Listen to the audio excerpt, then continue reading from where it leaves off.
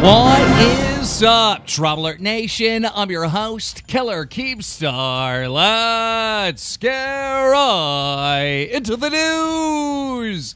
Now, I've been telling you about this all week. We are going to be interviewing Jake Paul's neighbor. We have him on the line. We had him on the show before, but so much stuff has happened since then.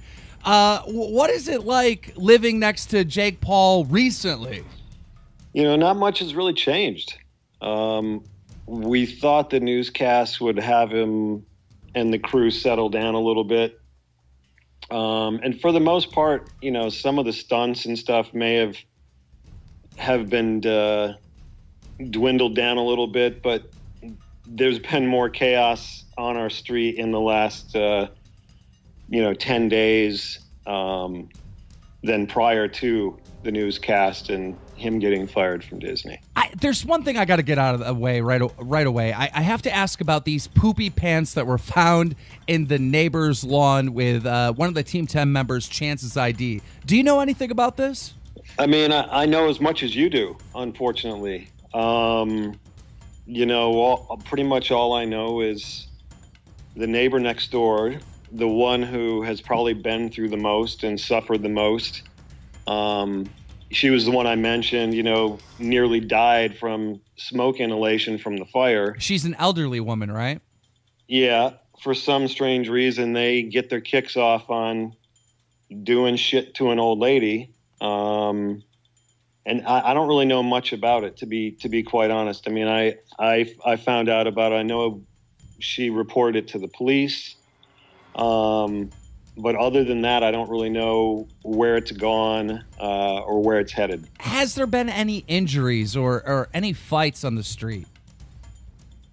Are you talking about the one with the neighbor or just in general? Just in general, with all the chaos out there. Yeah, I mean, the one specific that you're probably talking about is one of the, with the help of City Council, we have no parking, and you can't even stop on the street anymore. Right. If you stop, you'll get ticketed or towed.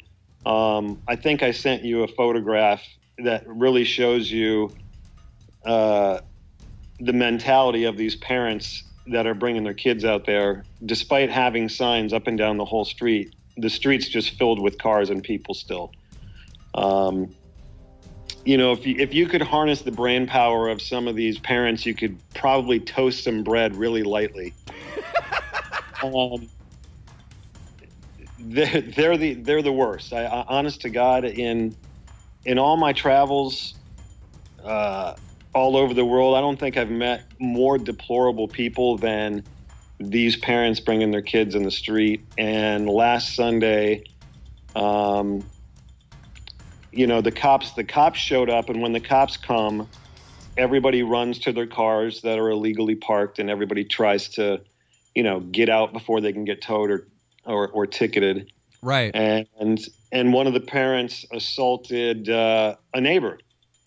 What? Okay, so one of Jake Paul's fans, all right, their parents brought him there. One of the parents of one of the fans actually assaulted one of the neighbors. Tell us this story. One of the neighbors had his sprinklers on and was watering his hedge. So a lot of the homes on our street have, big hedges around them. And he was watering them from the inside. And so this guy got upset that some water got on his car. And he basically said, well, you're not supposed to be parked here anyway. And, some verbal exchanges happened. The guy got in his car, more verbal exchange happened. And then he got out of the safety of his car, and literally charged my neighbor. Oh, wow. Put his hands on his throat, put his hands on his arms, and the neighbor, of course, defended himself. And, the cops were right there as well, so they broke it up pretty darn quick. And in talking to the guy, I was like, dude, his excuse was, it's my son's 5th birthday, and it was worth it. 5th birthday.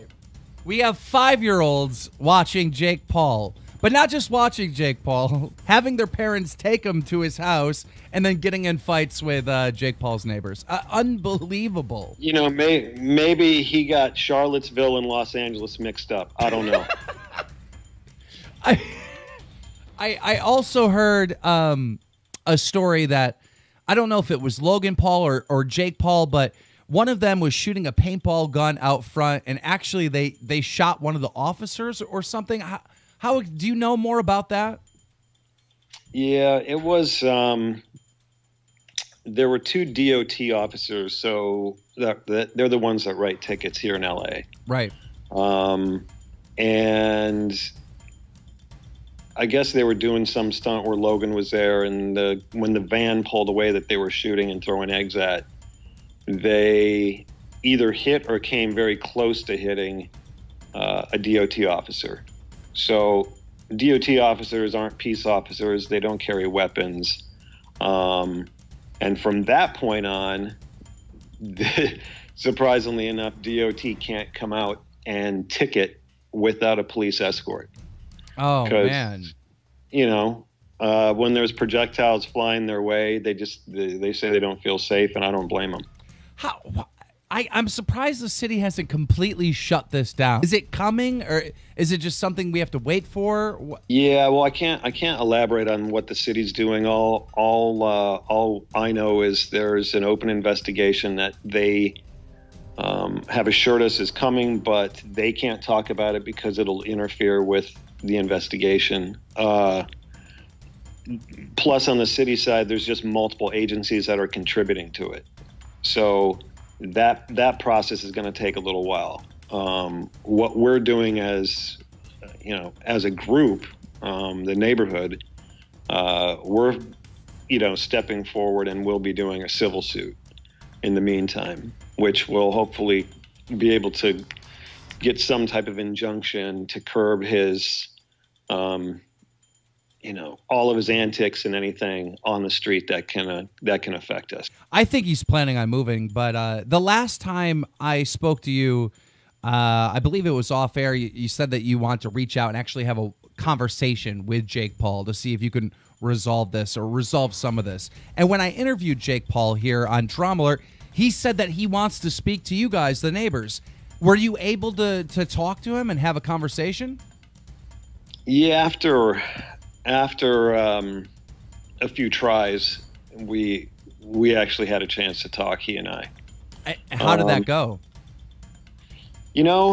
It's strange. The guy is likable in so many ways, and then he opens his fucking mouth.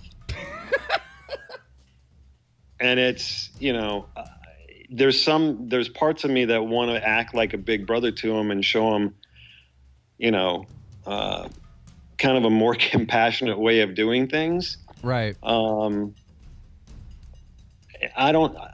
only thing I can say is, and this is all due respect to him, I don't really want to share the depth of our conversation, but I just don't think he gets it.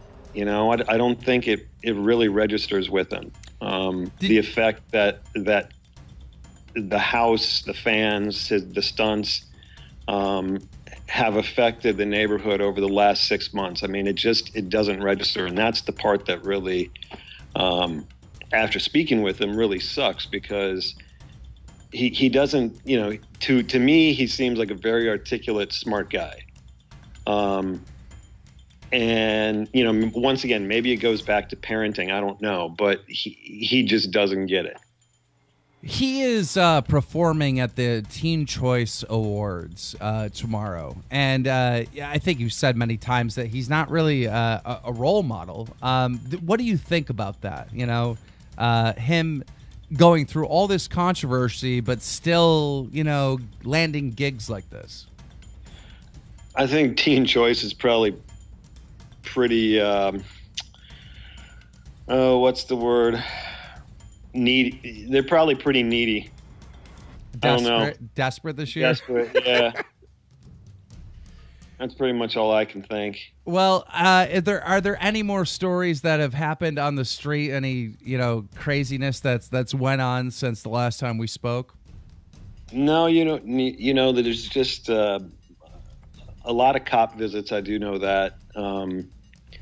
I spoke with the senior lead officer who kind of heads everything up, and we heard that between last Thursday and this past Tuesday, LAPD was called there 32 times in 5 days.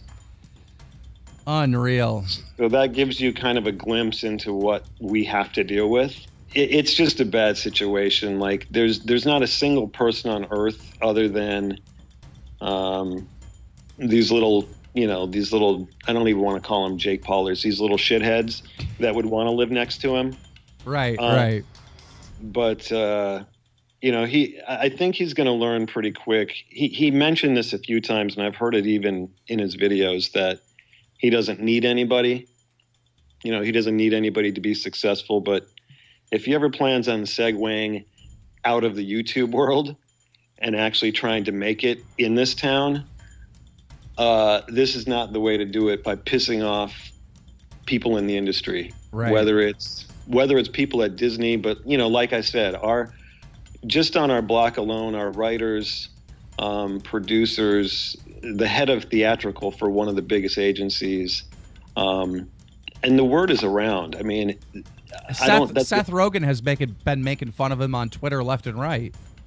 Yeah, he's got a relative that lives down the street. Oh, well, that makes sense. From what I understand, yeah.